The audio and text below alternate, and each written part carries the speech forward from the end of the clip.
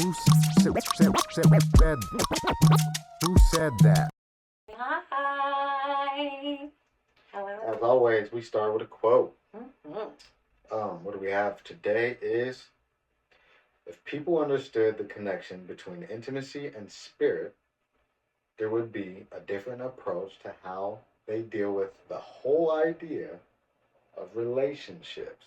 Oh.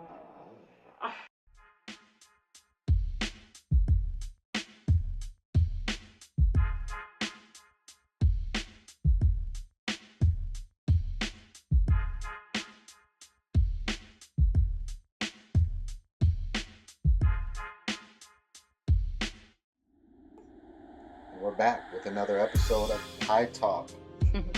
Pi Talk is pursuing internal evolution.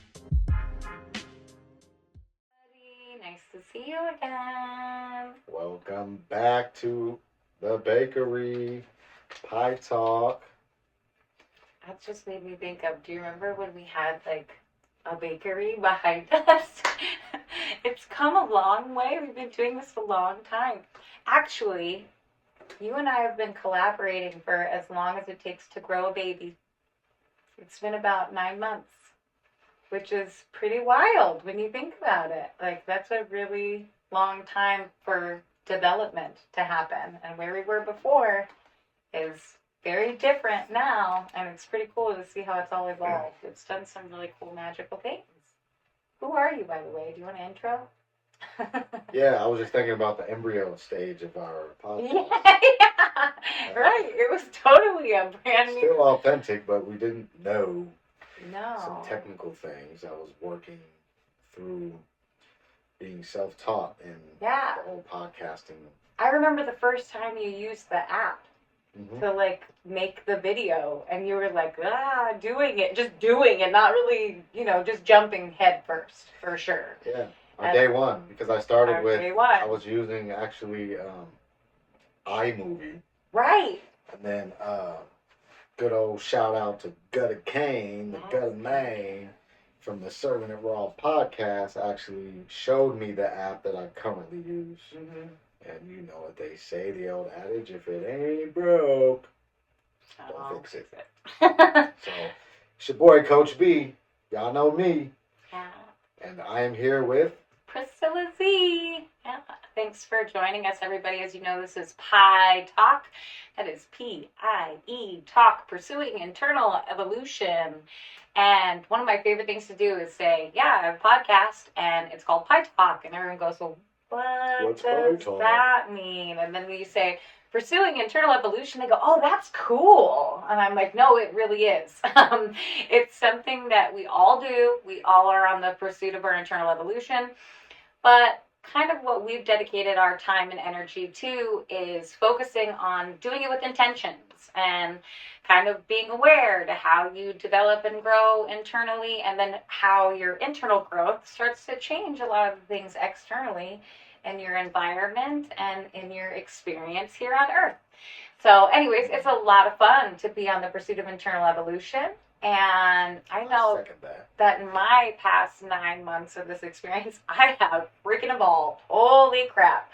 It's true. And like, I actually, this is kind of interesting, and it's an intimate thought, but I have to, the concept of intimacy is into me see. If you break down the word, into me see.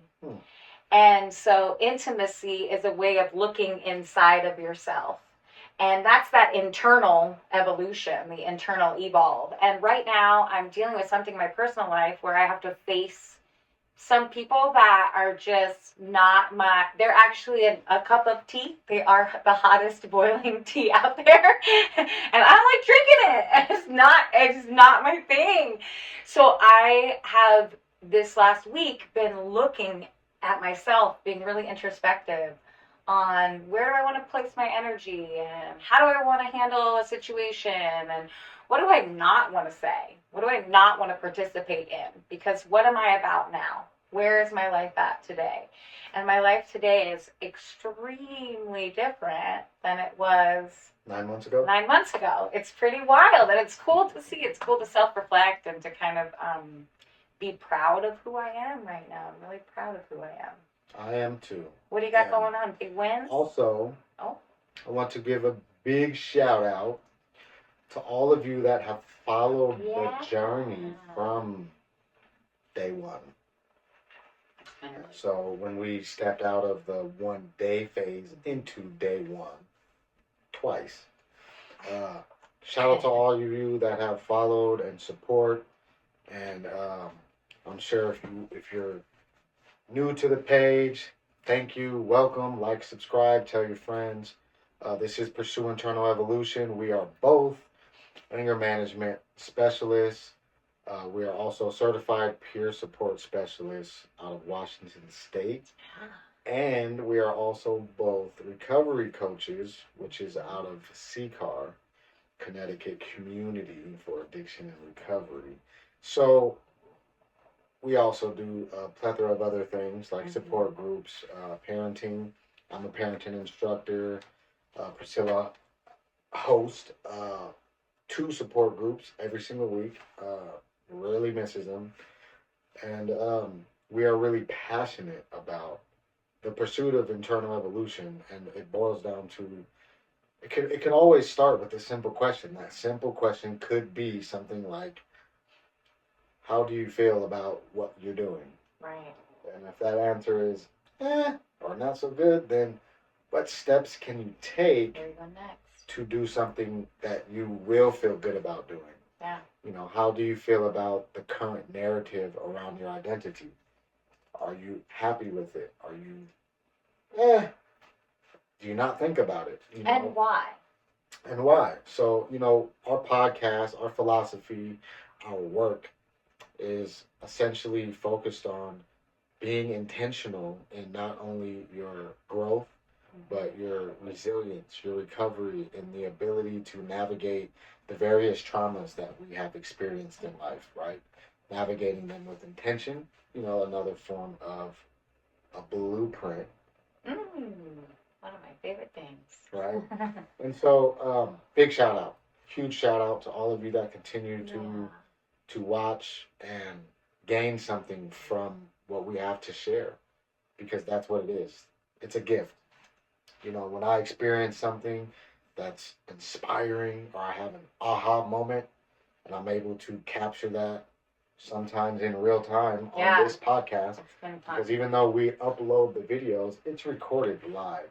Right. We were just talking about one of Priscilla's biggest fears is going to record and then realizing that nothing was captured, right? Because you cannot do authentic conversation identical twice. Right. It's not going to happen. There's we get a lot of universal gifts or gems when we're recording. And that's what I would be sad about losing, because it's really fun to see how this evolves or what happens in our conversations and the energy. I've even looked back on the episodes and I can see different parts of what we were experiencing fleshing out, or different parts of our growth. And when I was becoming a recovery coach and becoming a peer coach, those things, they weren't real, and then they became real, and as they evolve, this is kind of a cool little documentary of real-time experience. When you're learning something, it's still a theory. Yeah. Right? When someone teaches you something that you have no knowledge of, or you have very minimal experience of, and maybe you only have a preconceived notion of what that means. Someone tosses a word out to you, there's going to be some form of association with that word. Right. But then when you go through something like Priscilla did, a transformational journey of the Recovery Coach Academy, the certified peer counseling training, having a mentor, and the different navigating of a personal life, all simultaneously and at the same time, all part of this wonderful journey and this beautiful story, you get to realize that if I apply this theory into practice, then it becomes a reality. Right. When you first pick up a book and you read a paragraph that is touching on a subject you've never indulged in before, thinking about it is it's philosophical. It's a theory. It's a thought. It's let's investigate this. But when you do it, it, when you apply it and you use the practical application, like when we went through the anger management stuff, if we didn't continue in the work, if we didn't practice, like getting a certificate for anything, whether it's school or getting your degree, that's not the finish line. No. That's the start of a practice. And the reason why they're called practices is because you continually upgrade your craft, you level up. Yeah, I'm kind of laughing right now because, of course, this aligns with my life. But right now, I am getting really heavy into homeschooling my daughter. And I am realizing that by me homeschooling her, I am now going through a whole new set of education that I didn't even, I'm going to school right now on how to be the best support that I can be for her in her education. And then in addition, I'm watching her decide what she wants to learn, and then I'm learning alongside her in some really cool ways while I watch her experience life. And something that I just learned that I thought was like, oh, poof, poof, poof, poof. Like, but like all of the greatest like philosophical leaders and like the most like intelligent wonders of the world, like Plato, Socrates, they all say things like they cannot teach you anything, that they're not your teachers, that the only thing that they can do is give you this idea, and then you get to teach yourself. You get to engage in your own process. You get to feel, touch, taste, experience. And then from that, you will teach yourself how to exist here on this earth in a new way, or how to gain a new skill. And so I've been taking that approach with my daughter and like the way that we're like working her education. And it's like, I'm not here to teach her like her math facts. Like right now, she's only 4.5 years old and she's doing addition. And it's not because I was like 2 + 2 is 4. 2 + 4 is 6. And like teaching her that, I'm showing her, well, if you take two numbers and you visually can see each number and you count them out and add them together, they become a new number. And so right now she's going through her life and she's going, like last night, she was like, there are 3 of us here watching the movie, but there's a baby in your belly, which is 1. And 1 + 3 is 4.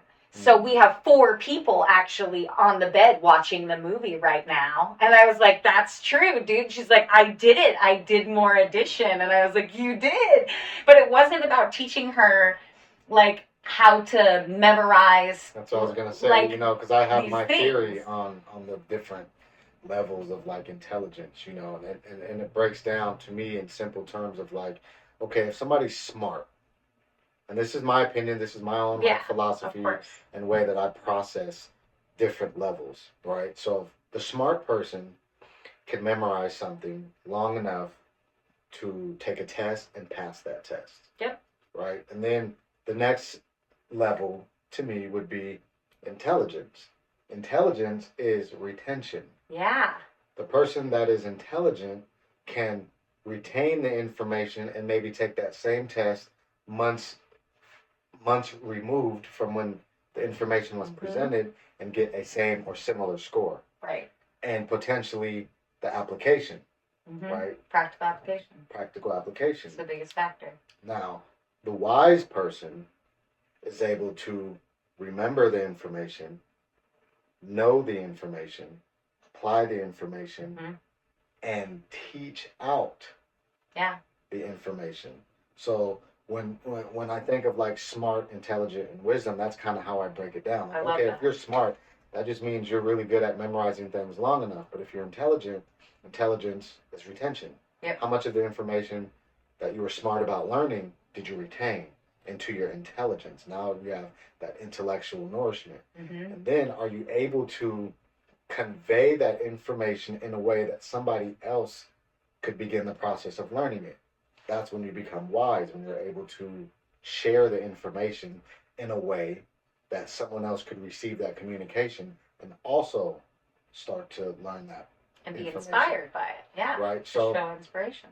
What she has showed through that story is her level of intelligence. 100%. And then actually in explaining it, she showed a little bit of wisdom. because she really explained why and how she came to that conclusion in a way that if someone else was listening that didn't know, they could potentially pick up that information from listening to her, like a younger sibling. 100%. She's been on the playground and she's done this out of fun, and someone will go, oh yeah, I want to learn about that, and we'll start to engage already. And so just because she's a little person doesn't mean she's not a wise little teacher. And to your point, you can't teach that. I know. Isn't it funny? Yeah, you have to have the kid want to learn or want to participate. It's internal. Everything that we have that has sustenance, it starts inside and it grows out.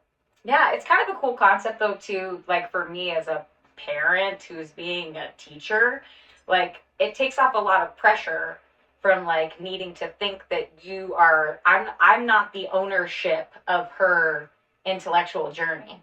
She is. All I'm doing right now is giving her tools, showing her the assist, giving her all these different options, showing her how in the world she can engage in different things that she might love or enjoy.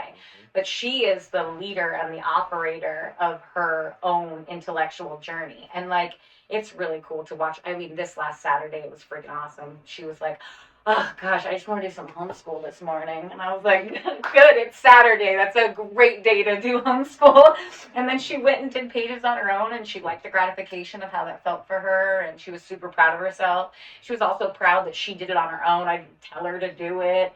And like somehow we've created this system to where I'm not forcing her into learning. She is craving learning and wanting to drive her own experience. And so it's a really cool way of looking at things in terms of like not just my kid and our relationship in terms of growth, but every relationship that you have, even for yourself. Like, how much are you willing to go out and engage in to get that internal evolution?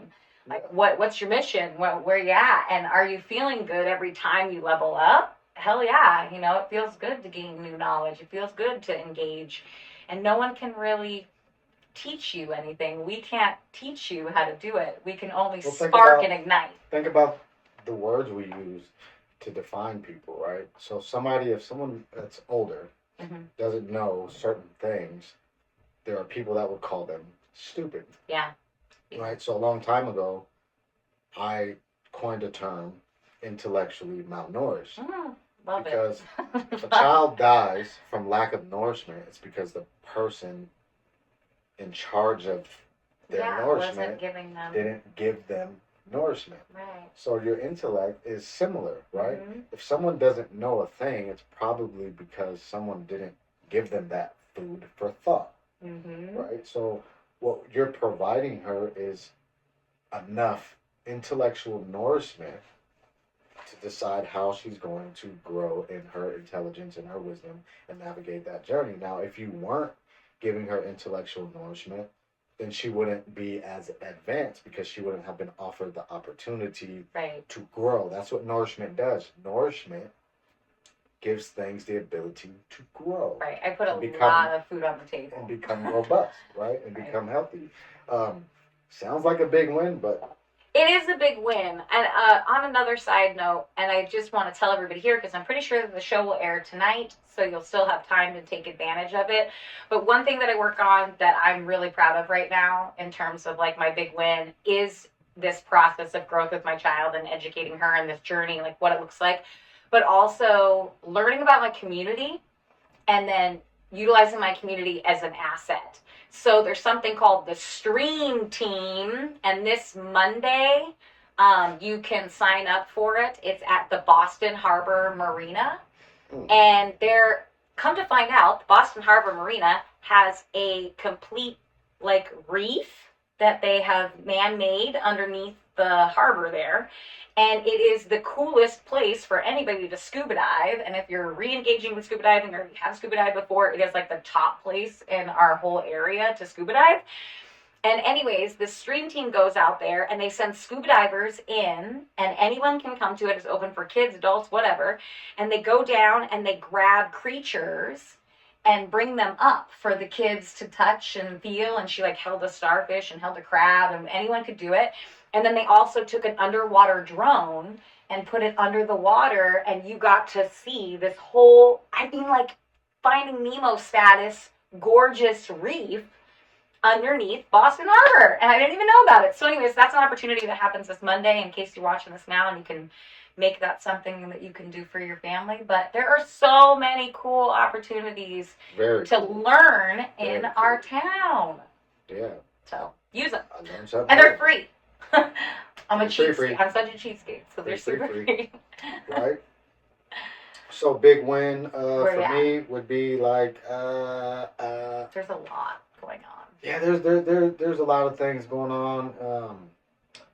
I just think right in the moment, one of the biggest wins is just being a part of the whole peer movement in Washington State. You know, being behind the scenes, being in these peer support advisory group board meetings and the spaces with people that genuinely care and are moving in a direction of collaboration and change, and individually willing to do their own internal evolution. And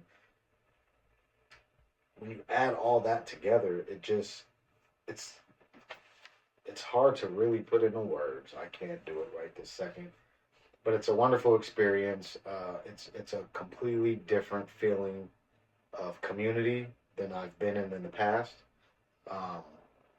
And so that's just a really big win for me, right? Being in these spaces where there's like-minded. Yes, I am also, you know. You're being a really big leader in peer promotion, and it's huge.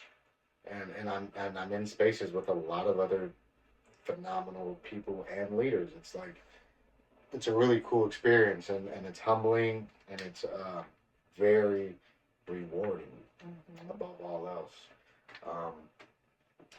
So let's talk about intimacy.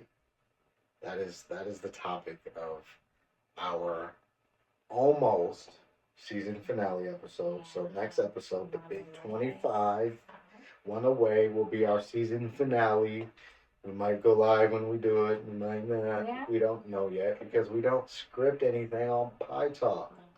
We just know that 25 is a cool number. It's a quarter of 100, and it's a lot of work. It's like Priscilla said, we're talking 9-10 months of getting here. So, you know, and it doesn't mean we're going to take a break for 3 or 4 months and start season 2. It just means season 1 is done. Yeah. Put it in the books.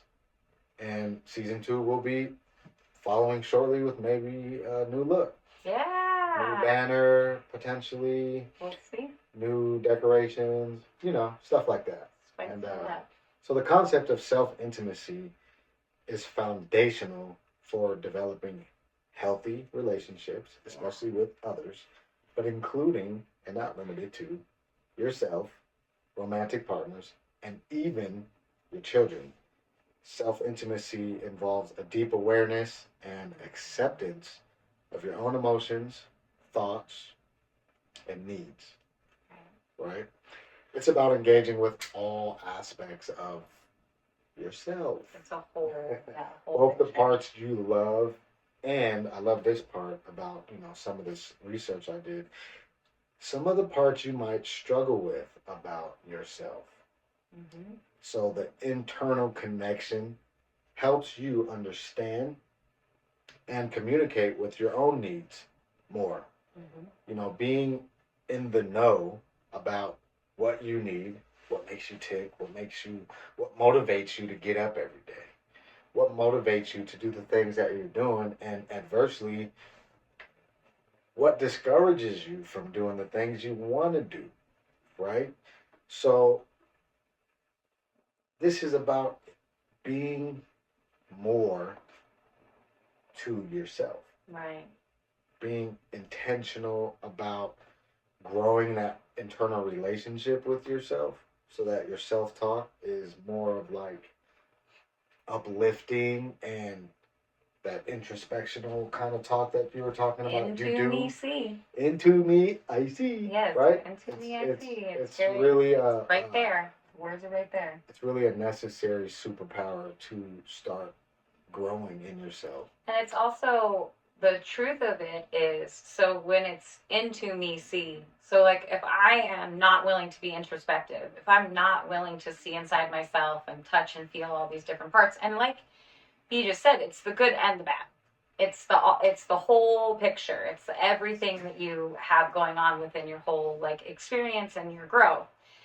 If you're shut down and you're not willing to be intimate with yourself, you will struggle being able to be intimate with other people. And that's not just like your romantic partner, that's your children, that's your family members, that's your coworkers, all sorts of different people. The walls start to go up. And so actually, it's kind of funny because we didn't plan this, but I went to a women's group this last week, and in this women's group, we talked about how we're talking about attachment styles, and how we all obviously we all have different forms of attachment. What kind of healthy attachment styles we want to create, what we grew up with as kids, and then now where we're at. And then, of course, in the groups that I facilitated, the same tonality came up. Everyone was talking about this same concept. It's kind of been like a running theme. And it wasn't because I plotted it or planned it. It was like evolving naturally from a lot of different people. But I think that and I don't want to put it on a whole generation, but there's a group of people that chose to be kind of like they were emotionally stunted. They were closed down. They didn't want to touch their feelings. They weren't very intimate. And when people choose to be emotionally underdeveloped or like emotionally malnourished, like you were saying, it becomes very difficult for them to connect with their children. And then you have this era of like what I call like big feels, like big feeler people.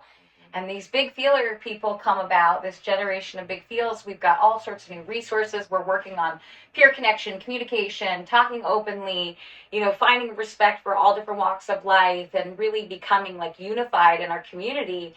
And the people that were maybe above us weren't as open, weren't as emotionally available. And it created a disconnect that was difficult. But now on the flip side, we all are working on emotional growth and intimacy to where now we get these relationships with our children that are extremely different. And we get to kind of set a new standard or bar for like what that intimate look truly is. And I think that, like I said, intimacy, it starts with yourself and that internal evolution of what you're trying to accomplish here on earth. But then it also starts to like ripple out in a really cool way to all the different relationships that you have within your life. Yep.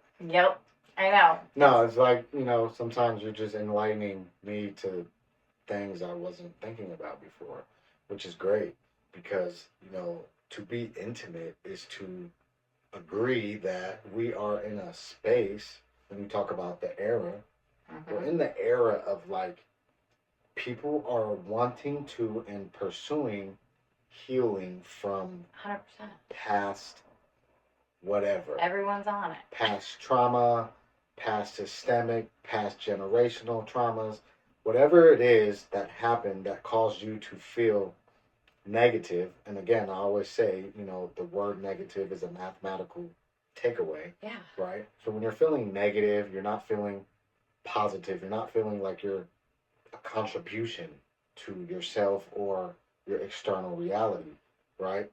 This is the era to heal, and healing always will forever start with the internal healing that we do.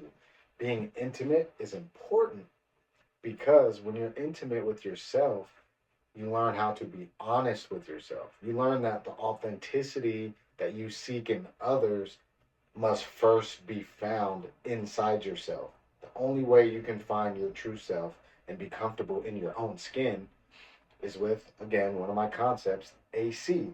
You have big feels and you're feeling really bad or blue or negative. You're feeling like things are being taken away from you. You cut on the AC to kind of cool some of those feels down. And that's authentic curiosity. Start asking yourself intimate questions about your beliefs.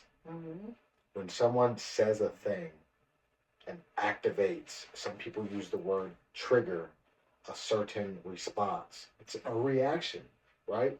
But where does that reaction come from? Right. Where did the core of that belief originate? Whose voice? Your parents? Your friends from back in the day, the the the person that you may have believed victimized you or actually victimized you in some way, Right. right? Is it their voice that caused that big field to come up when certain things happen, right? And we see through this filter of our own experience. And that is 100% okay because you are the authority on your experience and you're the expert on your life. What makes you an expert? Your existence. The Right. fact that you exist makes you an expert on your lived experience. Yeah. Period. Nobody gets to tell you how to feel, when to feel, why to feel, right? This is something that you have to do for yourself. And it's hard because in my era, we didn't grow up talking about what was going on inside. And if we did, the filter that it came through was usually anger or sadness, which again usually turn to anger. So you find ways to put people down instead of lift people up. And in so doing, you're completely avoiding the fact that hurt people. Right. Right? So when you're not intimately in tune with your own body and mind and spirit and ideas and spirituality and the things that make you feel good about life, then you're going to hurt other people because the filter that you're viewing the world through is a harmed one. It's a broken filter. It has jagged edges. It's sharp, right? So when you talk, when you speak, when you communicate, and you engage with other people, you're cutting. You're cutting deep. Sometimes it might not even be intentional, but the tongue is the sharpest sword in human existence, 100%. right? And it comes from the filter of the pain that we've experienced. It comes from the lack of emotional nourishment, intellectual nourishment, emotional intelligence. It's not our fault. But that being said, it is our choice now that we're adults. It is. If you can choose to watch a podcast based on the pursuit of internal evolution, then you can choose to challenge those negative narratives that have existed. You can choose to break the traditional cycles that were negative, that were, boys don't cry and The tough stuff. the tough stuff. Yeah, Like you the want to hard- be hard able shell. to have open communication, but it starts with yourself. Right. So something this really truly brings up for me, and it's like a very like intimate concept, of course, because it's very into me see. But like I was the baby of a family of really headstrong human beings, really passionate forces of nature. And so I always felt like I was being controlled by everybody around me. And I gave up my power a lot. And I kind of became a permanent victim. And that tonality started to set a pulse for my existence. And then, it's been like over 20 years, but 20 years ago I was raped, and like that's like the almighty form of believing that somebody has control over you. And so that mindset of what it started to manifest into me created a really angry, aggressive human being because I was always trying to fight for my own stance, my own power, my own choices. I just wanted to be heard and seen, and I didn't want anybody controlling me. And I entered in relationships that were controlling, workplaces. I had bosses that were outrageously controlling. One time I broke my leg going up the stairs. And if you look up the metaphysical reason for why you will break a bone, it's because you have a problem with authority. And I had a boss that was trying to control me left and right. And the counter example of what you're supposed to say to yourself is, I am my own authority. Catch that episode. Totally. Nobody has that on me. And so right now I have done so many mental push-ups. And when B said earlier, he said, it's hard to do this. I almost wanted to be like, no, B, don't say that. But he's right. it's hard at first. But then, like those push-ups, you're doing more mental push-ups and you're gaining more skills. It isn't that hard eventually. It becomes a lot easier to know that you are your own authority and that you are the power and that you are the one that's controlling the inner dialogue and the inner drive. And these concepts of like triggers and things like that. So like I have a situation in my life right now that I am approaching this weekend, and I was feeling almost like I was emotionally fighting tooth and nail about the situation because I felt like the people that were doing me wrong had control over me. And my sister Betty is a remarkable, she's the wise woman. She really is a wise woman because she takes her learning, she retains it, she practically applies it, and then she hands out the tools freely to anybody that's willing to take them. And so she's been working with me about this issue, and she's frustrated with the issue too. She's got her own bag of triggers and things that ignite her, and feeling controlled by a situation that we can't control, or can we? The hardest part we can about control ourselves. That is giving yourself permission to step into your day one. That's the hardest part. It's like, even when it comes to working out, and I've been a trainer in my day, and I'm going to actually get recertified and add that to the things that I offer as a coach, right? But sometimes, even if you work out, right, and then you stop, it's always that day one. That's it. But my wife says this so often, and it always resonates with me. When she goes to the gym, she never regrets it. Right. She never regrets it. Right. Right? Because once you get past that hard part of deciding to move in that direction, of doing those mental, spiritual, emotional, intimate push-ups, the only thing that happens is you won't regret it. 100%. I like. Only gonna benefit. You will. Like right now, the little situation that we have going on, I was like sitting in my poop fields, feeling controlled, and blah, blah, blah, and all that stuff. And then Betty was like, "No." Yeah. Betty was like, "No, we're not doing that. We are not doing that. Like, we know better. Like, we know about spirit. We know about the universe. We know about how we're always divinely protected. We're always taken care of." And when I started to like day one it at the spiritual gym and like realize, you know what? That's so true. Like, no one's controlling the situation. Like, we're just experiencing it, and I'm going to have a good time, and I'm going to laugh, and like, I'm going into the situation tomorrow with my sister Betty, and I'm really, like, I'm almost like, I was dreading it. It was the worst thing that was ever going to happen, and now I'm excited. I'm excited to be by her side. I'm excited to make jokes and to laugh and enjoy ourselves. Yeah. And to have a completely different version of something that could be really hard and really horrible, or it could be really easy. And I'm okay with letting myself have that easier time by not thinking that anybody has control over me, because no one's in my mind, no one's in my skill set, no one's into me.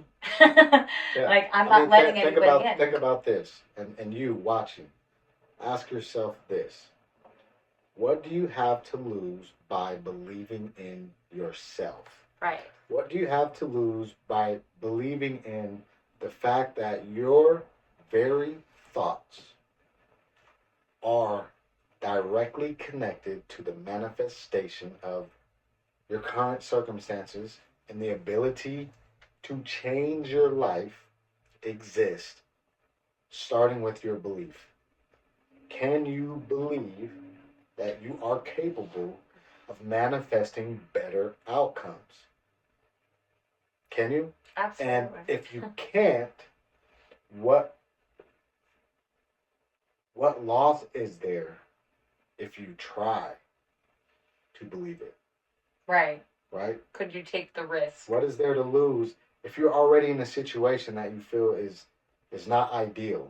What do you have to lose by believing you can change it for the better? Right. I was like, so this last week I learned, like, in this concept of secure attachments and things like that, a lot of the reasons people can't have intimate relationships with their families and friends is because they've been burned.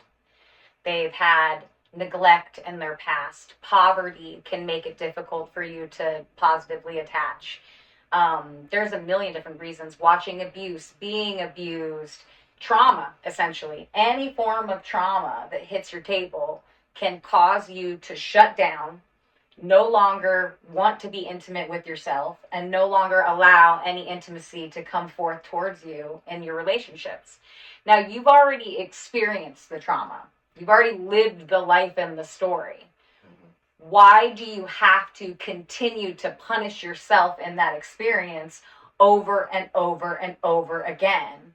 And is it because like you think you deserve that, or what is the story behind why you're not allowing yourself to break past the habitual re-traumatization of self, which then leads you to a lack of intimacy with self and then a lack of intimacy with others, which creates more trauma and problems.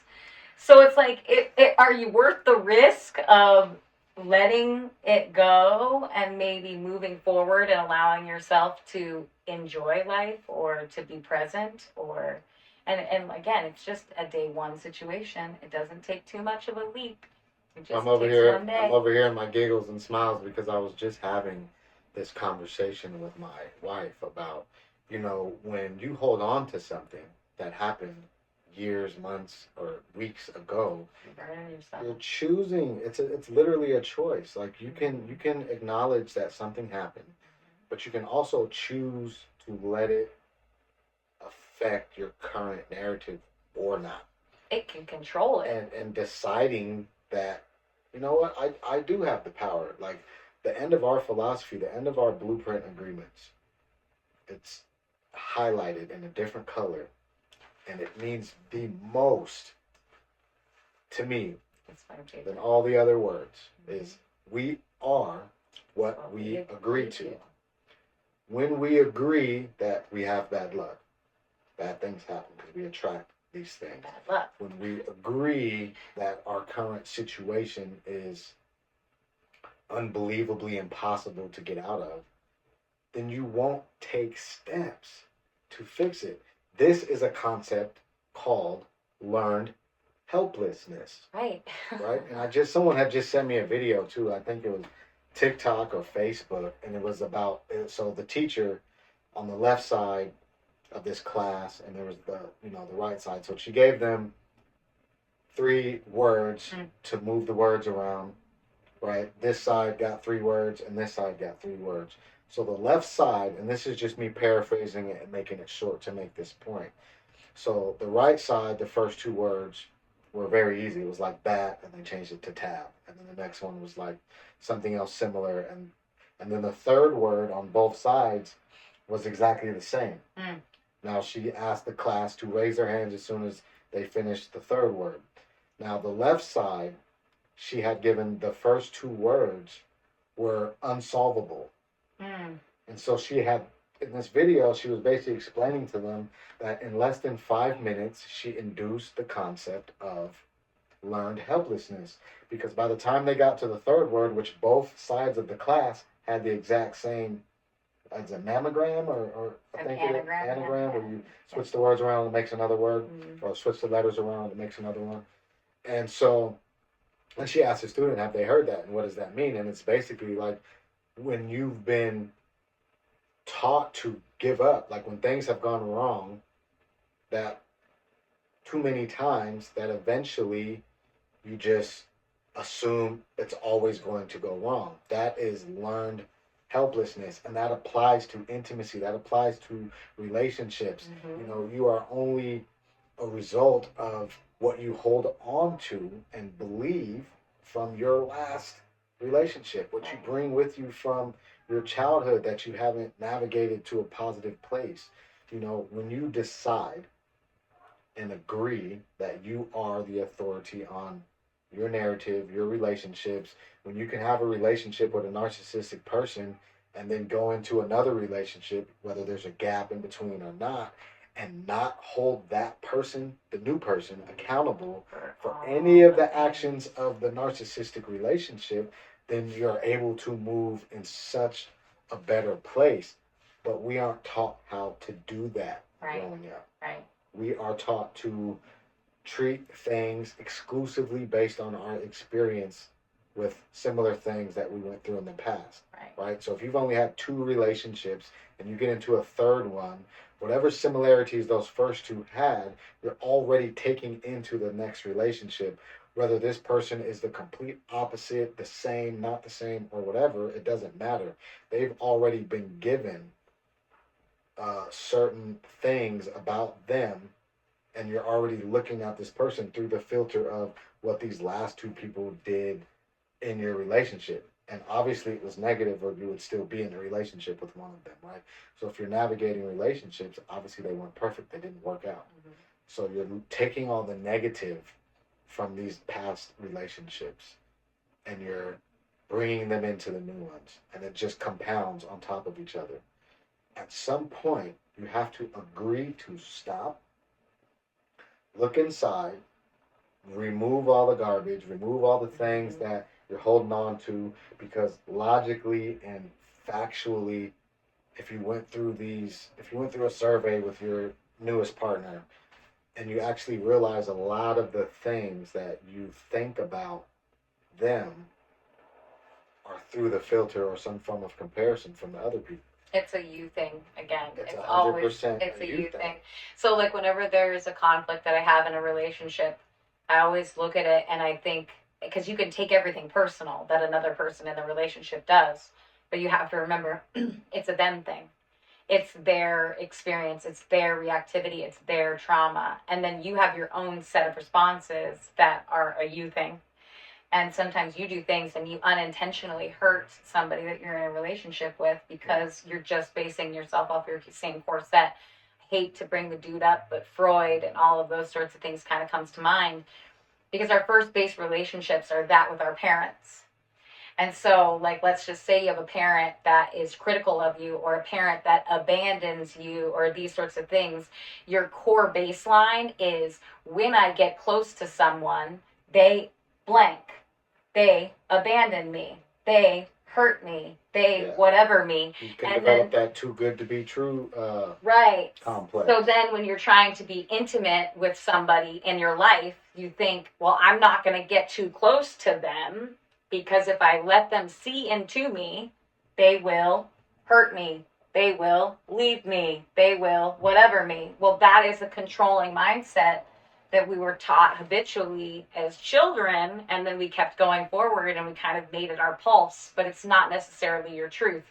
So like I have my own set of these traumas, and I have like a best friend, and my best friend, we've been friends since the second grade, and we've been through it all, everything. And I have tried to push her away. I've even ignored her for like years, trying not to connect, not to stay close to her. And she would be like, I know that that's not actually what you truly want. I know you want to be close with somebody. I know you deserve to have an intimate friendship, to have a safe person to share with. And she continually like loved me like a baby bird who had broken wings and helped me pump those wings and start to see that, you know what, I can trust other people that aren't my family. I can trust somebody outside of that special unit to be safe with, to share my secrets with, who will never use them against me, who will never harm me. She'll never leave me. It doesn't matter what I do. She'll always be somebody who is available to be kind and a listener and a lover in my life. And I have like our bond right now. I mean, we've been doing this since the second grade. I'm 38 years old. It's like, it's the most beautiful thing in the world. And had I not taken the chance on myself, or even had her kind of help and coax me into understanding that I deserved the chance to have those intimate, safe relationships, I would be at a really sad loss right now. I wouldn't have something because I was putting up defense mechanisms and walls based off of skill sets that I learned in my youth for survival that no longer suit me. And look a little deeper into that, right? The first intimate relationship she facilitated the process for you to undertake was with yourself. Yeah. Because until you gave yourself permission, she would always say you have to let it happen. Yeah, you have to once be you the can one. trust yourself, believe that you won't hurt yourself, then you create that standard. Absolutely. So it's like, I won't do this to myself, so I'm not going to let somebody else do it to me. But at the same time, I'm good enough inside. I have an intimate relationship with myself that I can enter into relationships without taking this person's experience personal unto self and creating harm for myself. So you have to give yourself grace. You have to give yourself permission to be okay. Be okay with learning about you. Because the more you learn about you, the easier it is going to be to have meaningful relationships. Ultimately, self intimacy and relational intimacy are deeply intertwined. Right? So, by nurturing a strong relationship and connection with yourself, you are better equipped to form and keep and maintain relationships with others, especially as a parent with your children who need it modeled. They need that emotional, intimate nourishment, the intellectual nourishment. They need nourishment more than just making sure they're fed and they have a roof over their head and clothes on their backs. Like that's easy. Yeah, I was just gonna say, like, and you have to give yourself grace. Like, that's the key. I actually heard B say this like a couple minutes before we recorded. You have to be kind to yourself. You have to give yourself grace, because some of these experiences that we've been through are like gut wrenching horror stories, essentially. So it's like, how are you supposed to just pop back, 100% of the time? It might not work like that. It's kind of a progressive thing, or a muscle that you start to train. And, I had an example happen in our house the other day, and it was really beautiful. And I thought I was so proud of my partner and Zyla's dad in this moment. But he just, like, she did something. She was pushing the both of us, like testing boundaries. She's on one of these days. It's really funny. And I can't be like, you're doing this to me, because she's just doing it to test boundaries. She's learning boundaries. That's her own, like, she's not doing it because she's intentionally trying to drive me nuts. She's doing it because it's a part of her psyche. She's learning about boundaries and pushing them and where to go, in her own behavior. And anyways, she had been pushing and pushing and pushing, and then eventually he said, hey, enough, just, you need to go to your room. And because he's her father, it's hard on her. It hurts her little feelings quite a bit. And she was super, you could tell she was just hurt by it. And so she went into her room, and then she was sad. You could hear her being sad and doing some self-talk in there. And he went in there and he was like, all wholly accountable. He said, you have a lot of big feelings. I could see that you were trying to get our attention, and even if it was for the negative, you must need some attention right now. There must be something going on with you that I'm not seeing or I'm not understanding. And I'm sorry that I just dismissed you and told you to go to your room right now, because I can tell there's more going on. Do you want to talk about that? And like, that intimate connection is probably something he's been told. We've all been told, just go to your room, you're bugging me. Just go to your room, you're bugging me. We've all been told that. But how many times did our parents go back to the room and say, hey, I'm really sorry about that. Let's get introspective. Let's get more intimate. Let's talk about this moment, and let's find more clarity together. And the connection that creates, it's so beautiful. Like, and it just takes an instant to go back and decide that, we're going to get curious instead of shut down and cold. But it doesn't mean that you're not sometimes going to spout out and be like, dude, go to your room. Like, like that moment could still happen for you where you're reactive, but it doesn't mean that you can't decide to, like you said, turn the AC on and go and get curious and find a way to connect and decide to take it all down in a different way that creates the healing and the intimate connection that could last for your kid's whole life. No, and it reminds me of a very real event, and it stands out to me because it was humbling, but it was totally worth it. So we were at the Thurston County Fairgrounds. My daughter is 10, and we had some neighbor kids with, so there was 5 kids total. and we ran out of tickets really fast because they're super expensive. And Crazy. anyways, yeah, right. It's crazy. As a, I bribed her with cotton candy, so we didn't have to do that. yeah. So we were done with the rides, run out of tickets, and then one of her friends had a few dollars left. His parent had given him, and they wanted to throw these darts. And so I think they only had enough for 2 darts. The kid bought enough tickets, and then I gave him like $3 extra to get to the amount of tickets so that they could throw 2 or 3 darts. So Aries threw a dart, he threw a dart, and one of the other kids. So when Aries threw her dart, it arced and went down and knocked 4 balloons in one throw. Oh. Pop, pop, pop, pop, pop. Right? And then the kid knocked 1 or 2. So they had enough items for each of the kids to win one small thing. Oh. But because Aries threw the dart, she was really adamant about, I want the large, I want the da da da da da. And so that happened. Right. And her little brother, and mind you, I'm looking at it through a filter of like, hey, that kid just spent his money for you guys to get these. There's 5 of you, and it just so happens you had this unique opportunity to win each, you and the kids, a small, but she was so focused on herself for getting the 4.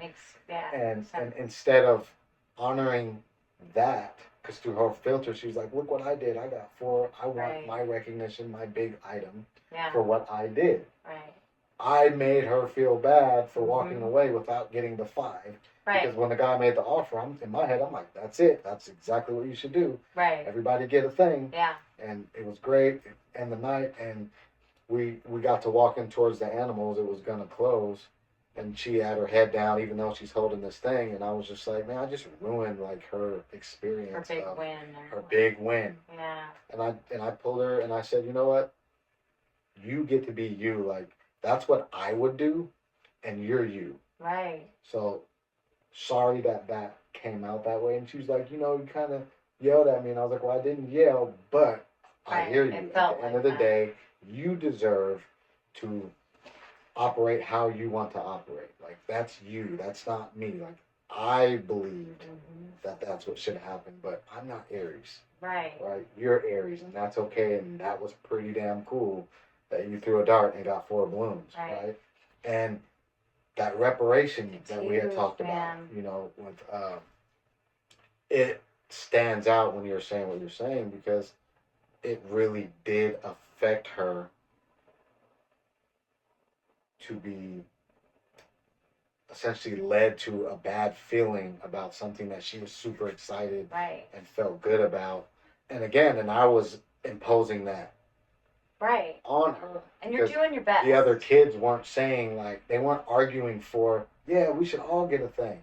They were kind of like, shit, she did that. You know what I mean? Right. But I, the parent, the authority, was like, no, that's selfish. Like, I'm disappointed in you. Like, why would you do that when you had an opportunity for everybody to win a thing with what you did? And I was just like, that was my filter. But fostering totally me. That intimate connection is really the make or break. Like, she could have gone home wearing that issue. She could have taken it on into the week. She could have done all sorts of things with those feelings. But because you connected with her and gave her just humility and said, hey, man, that was me. That was not necessarily what you wanted. That's the make or break. That's the example of intimacy. That's the example. A moment like that is being intimate.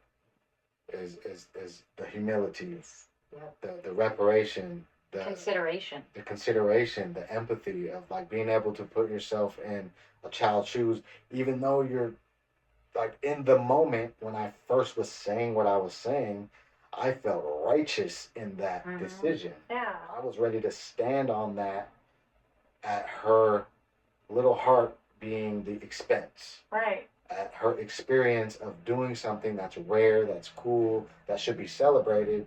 I'm like, nope.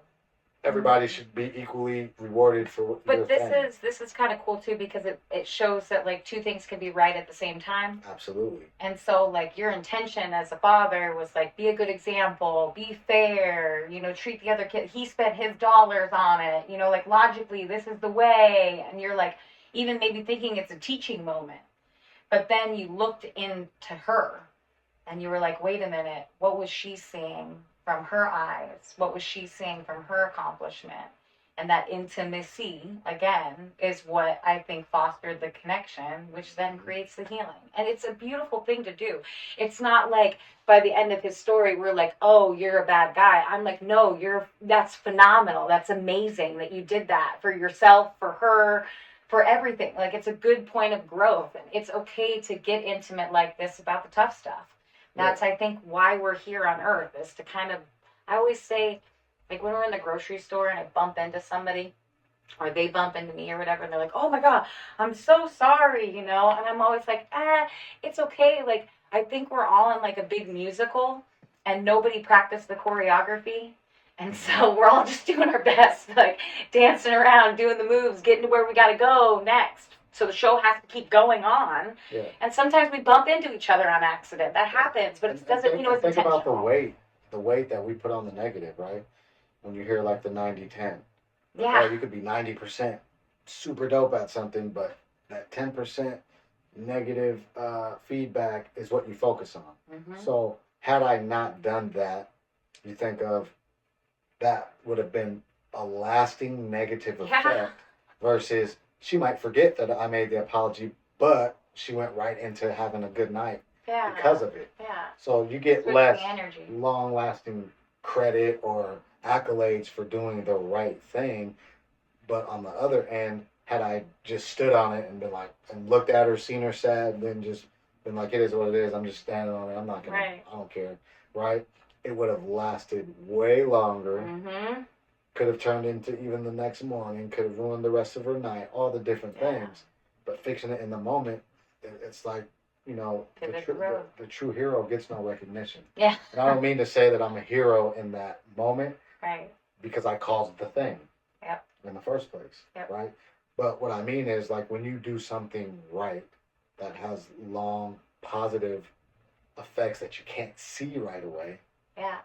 It's better than doing something negative or standing on your pride internally behind something that will last overtly longer and have more of a visual impact because it's a takeaway, it's a minus, it's a negative. Yeah, the other point too that you have to also give yourself credit for is if in that moment you didn't look into yourself, get intimate with yourself, you wouldn't have recognized the issue. Absolutely. You would have blown right by it. But you had to go, wait a minute, why did I just do that? Why did I say what I said? And then when you got introspected, you were able to make the bond of healing. It's a cool thing. It's really fun. And also, by the way, everybody, everyone's doing their damn best. And I think we really need to stay focused on that. Like this grace stuff, everybody is just doing their best here on earth. And our best is always different. It goes back to the cards, of the 4 agreements. Your best when you're sick is not the same as the best day of health that you have going on. So that fluxes. But everyone, I believe, is always doing their best. And as long as you're doing your best, it'll all work out. And on that note, we're going to get into the next piece of revealing the author of the quote. Who said that? And I'm going to try to say this right, but it's Sabanfu Som. And it looks like they passed away in January 14th, 2017. But they were a Birkenbah teacher and writer specializing in topics of spirituality. She wrote 3 books. Her first, The Spirit of Intimacy, looks at relationships and intimacy through the lens of African spirituality and teachings. She founded the organization Wisdom Springs to teach African spirituality to Westerners and to provide drinking water to villages in West Africa.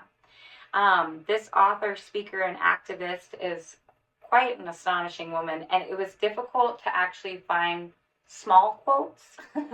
Her quotes are very big and very, volumed power. She is a wise woman with a lot to teach. So it says, the family in Africa is always extended. You would never refer to your cousins as cousins because that would be an insult. So your cousins are your sisters and brothers. Your nieces are your children. Your uncles are your fathers. Your aunts are your mothers. Your sister's husband is your husband, and your brother's wife is your wife. Children are encouraged to call other people outside the family mothers, fathers, sisters, and brothers. And it gives me goosebumps thinking about that, because I really believe that that's, if we operated like that as a community, things would really change. It is difficult for Indigenous people to conceive of life without a community, as it is for most Westerners to imagine life in a community. Mm. If we are going to achieve our purpose in life, we must be willing to fall out of grace and accept its lessons. When we feel righteous about ourselves or deny our brokenness, we are fighting against the higher state of grace that awaits us. Women and men live their own mysteries. Therefore, we accept the tradition that women must work with women in order to build a feminine identity, and that men must work with men in order to build a masculine identity. This way, when a man and woman come together, they are better able to relate to each other.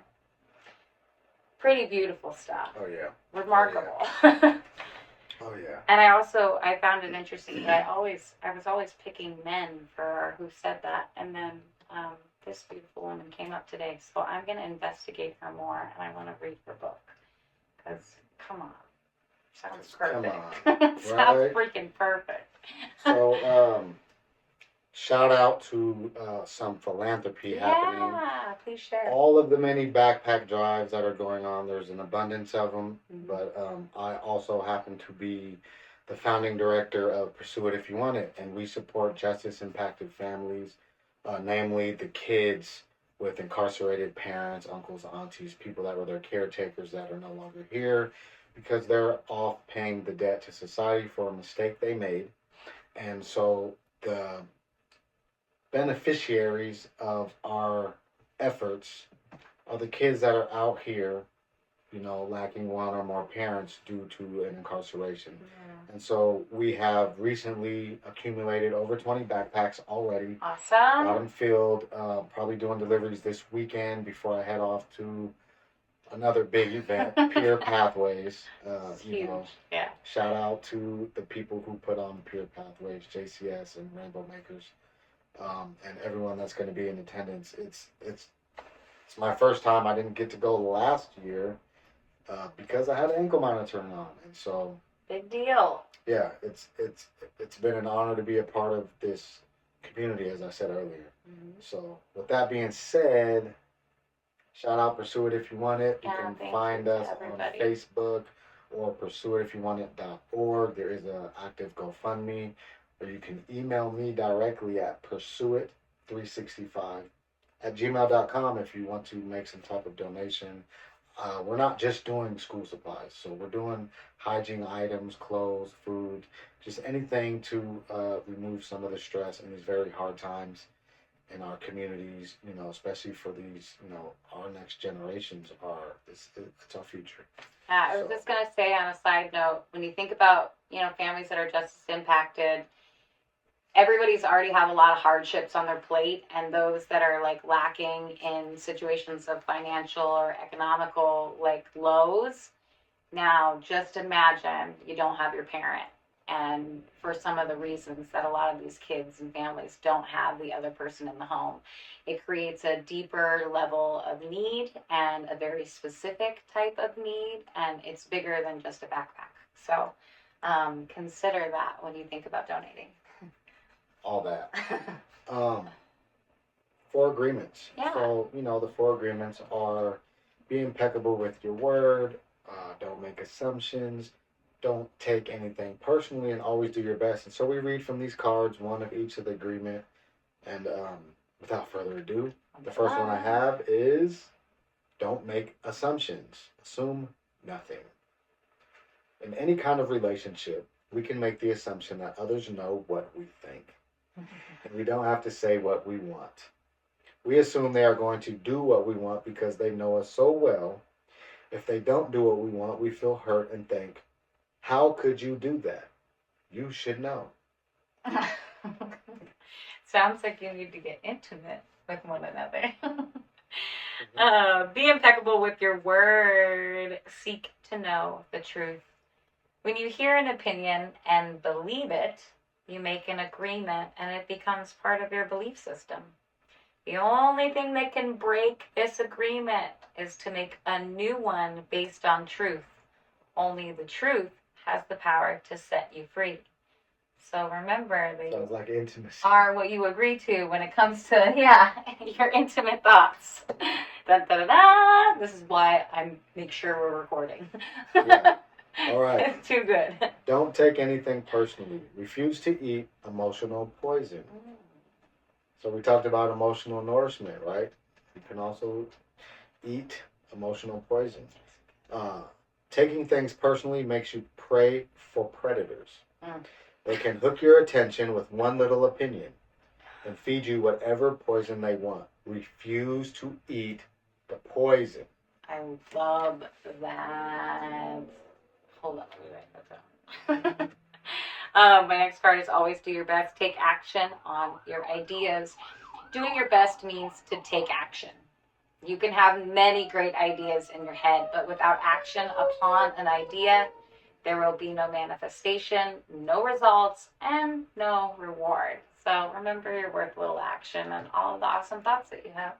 Yay. I love those. And then we have our next interesting item on the menu is Keep Effin' Going, written by Joshua Smith. And Jordan Davis. Thank you both for this book. Last time we read page 23. This time we're headed into 24. Day 24 coincides with our episode. And remember, day 25 is also episode 25, the final episode of season 1 of Pie Talk Podcast. But not the final episode. This one is great.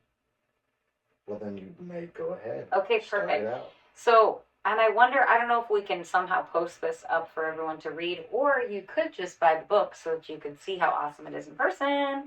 Yeah. But here is a yoga pose that can help to relieve stress and anxiety, increase circulation, and promote a sense of calm and relaxation. Actually, that's hilarious. That's the pose. Love this show. Pose, standing forward bend. It's the Atmasana. Step 1, begin standing tall with your feet hip width apart and your arms at your side. 2, take a deep breath in, and as you exhale, slowly forward fold from the hips, keeping your spine straight. 3, allow your hands to hang down towards the ground, reaching towards your feet or ankles. 4, let your head hang heavy and relax your neck. 5, hold this pose for 5 to 10 deep breaths, focusing on the sensation of the strength in the back of your legs and spine. 6, as you inhale, slowly rise back up to standing, lifting your head last. This pose can be helpful for individuals dealing with substance use challenges as it can help to relieve stress and anxiety, increase circulation, and promote a sense of calm and relaxation. It can also help to improve digestion and stimulate the kidneys, which can be beneficial for individuals in recovery. That is Man. beautiful. I've had this kink in my neck for like 3 days that when I turn this way, it sends pain down. And I'm glad we did this episode because I've been talking about my next day 1 for yoga because I used to do yoga. It's so funny. I And went to class today. Bought a mat. I have a mat. It's laid out.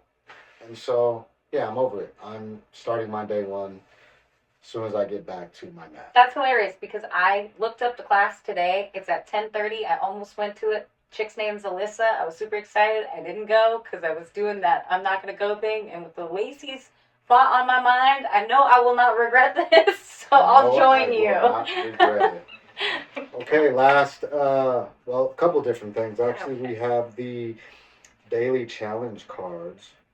Better than yesterday. The one that I have in front of me is That's the Spot. That's what it reads here. Fun. This is better than yesterday, number 87. So treat yourself to a massage today. Oh, I love it. Massages increase serotonin and dopamine in the brain and offer you uninterrupted time to just relax and feel good, which is another thing I need to do. I need to reschedule my chiropractor appointments. I started them, did 3, and then I went out of town for a week, and then I haven't gone back. And I have a gift certificate for a massage that my best friend Tara, that I talked about earlier, bought for me 10 months ago. And I have not allowed it to happen. So I will take the dang challenge and make this happen. Time for some day ones. It's time for some day ones. Better than yesterday 105. It says, who's down? Create a last minute plan. Group chat made up of people who are interested in doing spontaneous things together. Being spontaneous encourages you to trust your intuition and act on what interests you. That's kind of cool. It's a good idea.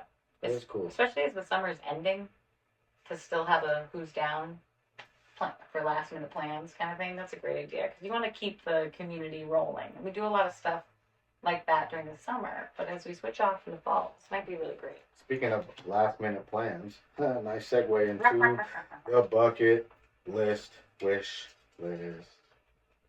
I shall pull one and see what people are putting on their bucket list. Okay, somebody put in here, become a weightlifter. Oh, I love it. I remember when I became a weightlifter. I didn't regret it. I was just going to say, it wasn't a regret, was it? Mine is one that I have I have an aunt and uncle that were super old, and they did this when they were 75 years old, which is such a bucket list thing. And I was like, what? That's what you're doing? But go to Egypt. What a beautiful thing to just do. And why not? I mean, there's, I believe, one of the 7 wonders of the world there, and it's a pretty phenomenal environment to kind of, find yourself in. So hit up Egypt. Yo. Man. Thank you all for following us this far on our journey. This is actually a journey in real time. This is our shared recovery journey, one episode at a time. This is our pursuit to our own internal evolution outside of one episode at a time, but this kind of it brings it all together. So it's we get these certificates like we were talking about earlier. We take these classes, we do these things. But if you're not sharpening your tools on a regular basis, they get dull. And I'm blessed that you want to see more of this.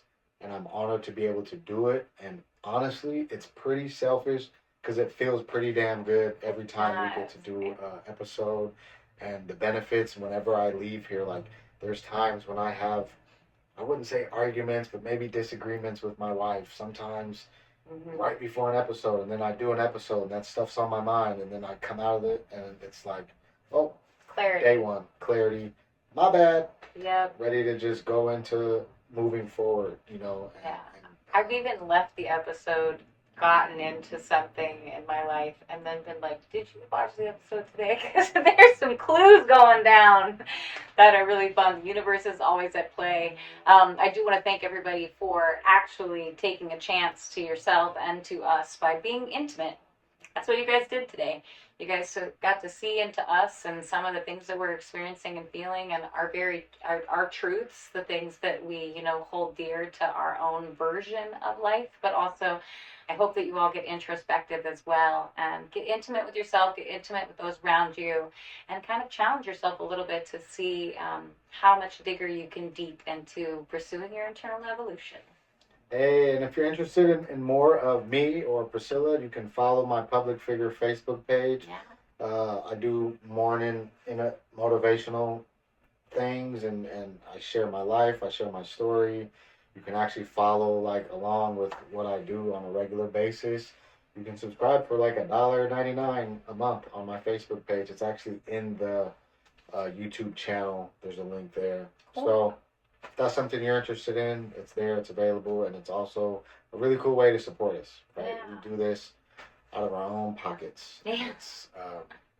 It's so good. It's so fun. It's so fulfilling. It is. Thank you all. Like, subscribe, share, do all the things. Take care of yourself. Take care of yourself. That's the best way you can support us Yeah. is applying whatever principles resonate with you into your own life and starting your day well. I just wanna catch you a dream or two, bring it to reality from me to you, cause they don't understand what belief can do, but I'm the kind of man to make a dream come true. What's in your bucket list?